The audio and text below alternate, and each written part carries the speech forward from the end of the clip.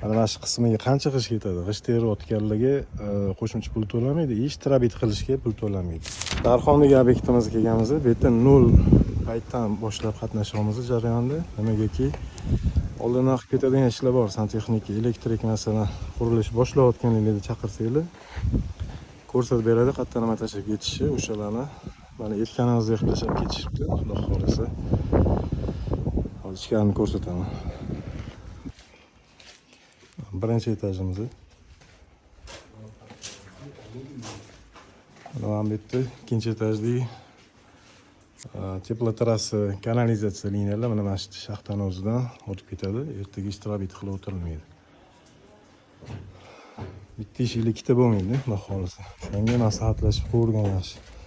Также bu yoqda ham sanuzilimiz bor, bu yerda ham joy tashlab ketilgan, tunka olib qo'yishibdi, ko'rinmayapti. Hozir ikkinchi etaj ko'rsataman. Ikkinchi etajdagi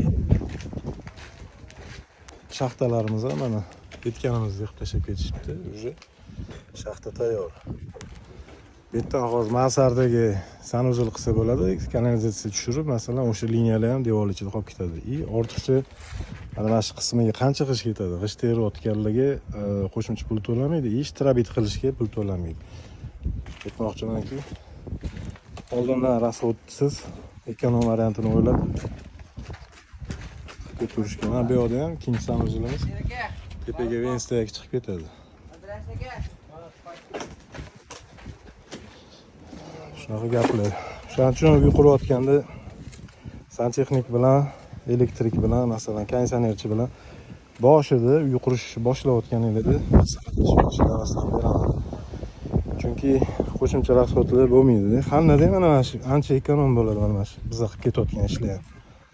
Noldan keldik, oxirigacha xudo xolis turaveramiz.